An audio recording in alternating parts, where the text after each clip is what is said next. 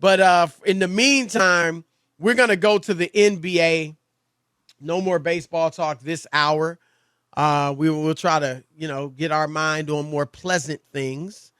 And there's nothing really more pleasant right now, Rob, than Ja Morant in the NBA. Did you see some of what he did last night? It was just a bevy of highlights.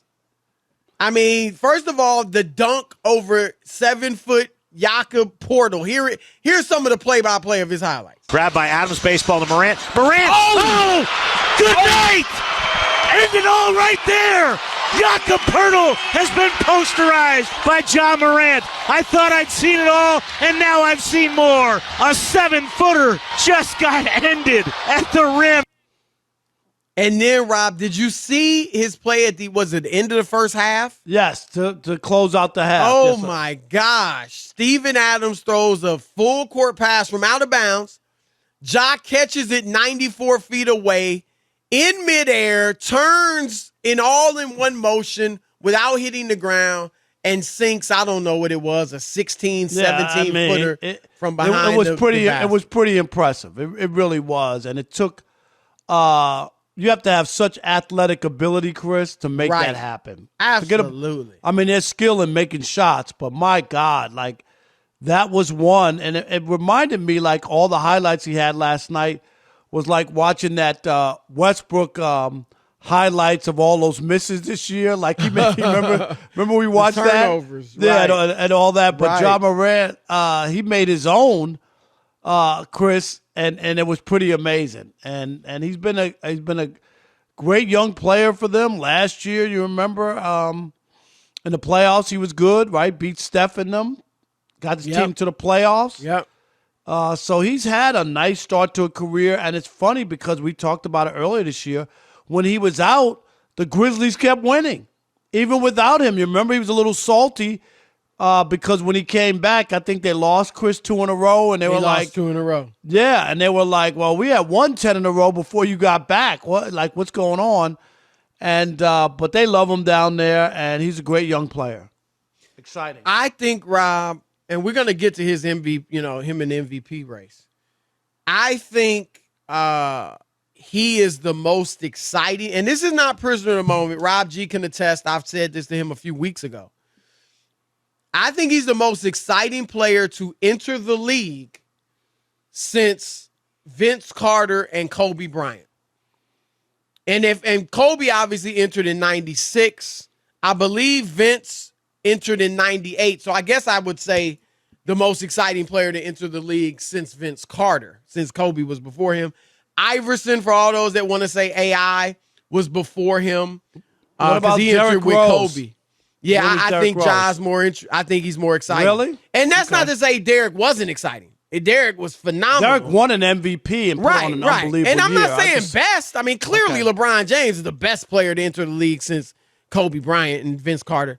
But I'm just saying most exciting. Now, there are arguments for other players. Some might say D. Rose. That's right. Some might say, and I think there's an argument for this, Steph Curry. Now, it's not high-flying dunks and stuff, but just the distance he shot the ball with. He does have a tremendous handle, one of the best we've seen. He can finish at the rim, and he's, phenomenal shooting the ball. And then somebody might say Kyrie Irving, just for sheer handle and things like that. But I would say, and I am skewing it. I'm looking at high-flying, acrobatic plays, whether they're layups or dunks over people for a guy that's 6'2". And so that's what I'm looking at as exciting. That's how I'm defining it. That's subjective. But I do think, Rob, I think he's the most exciting player we've seen since Vince Carter entered the league, and I believe 1998. Let me check that out. Yeah, I just think it's such a subjective thing, and you just brought it up when you name people. There are other people who have different flavor, who love to see other things from people, but he's definitely one of the most exciting to come around. And Vince was 98. Was it 98 for Vince? Yeah. So definitely he's in that conversation. Everybody has their different flavor and what they Do you have one? like.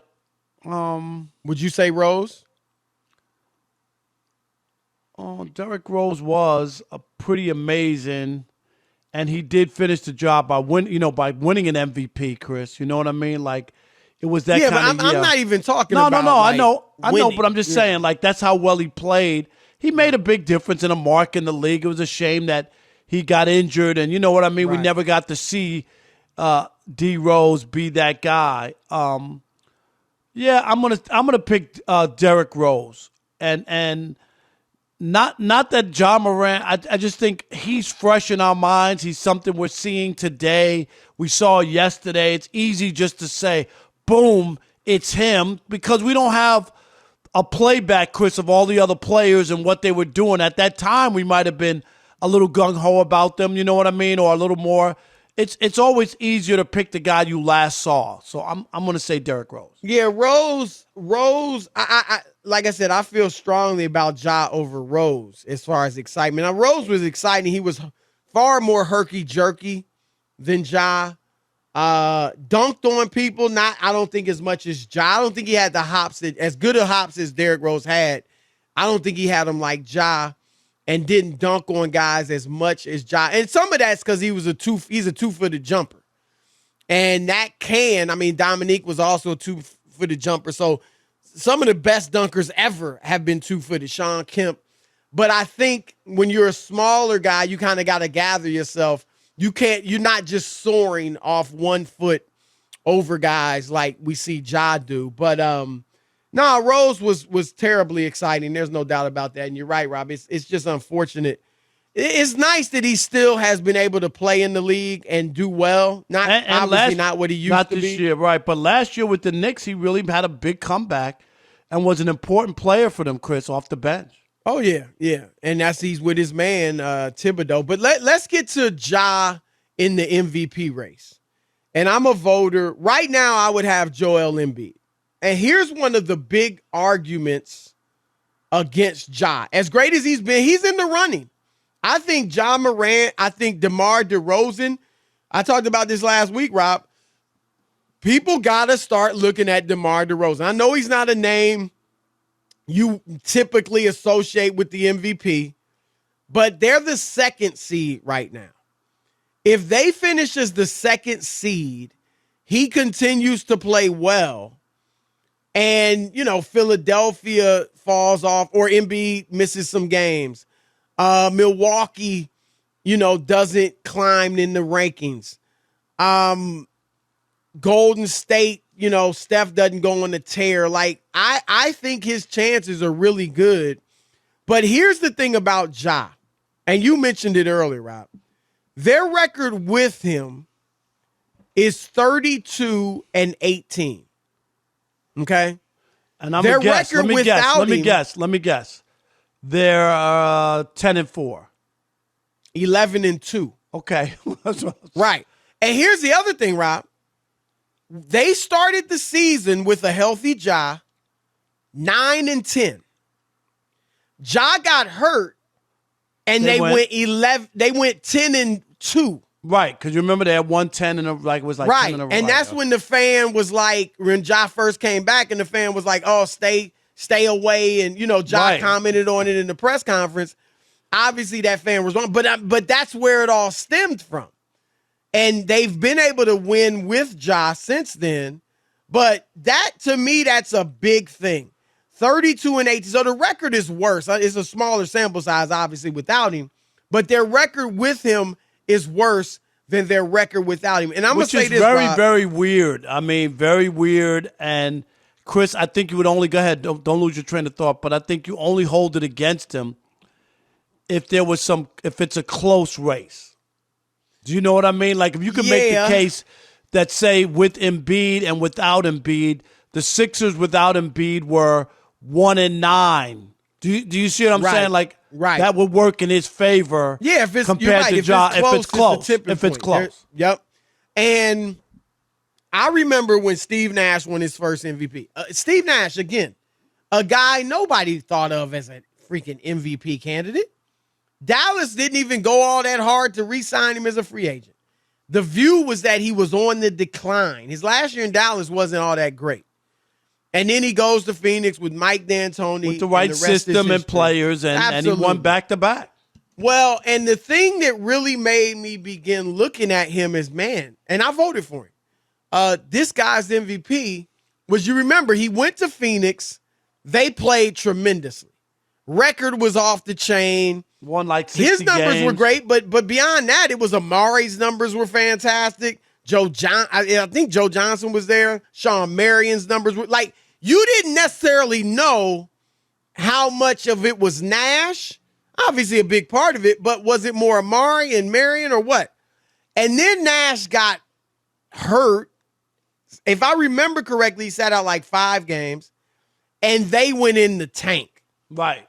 Like, not only did they lose, but they went from scoring like 107 points, which at that time was a lot, to like 85 or something. Like, it just, everything shifted.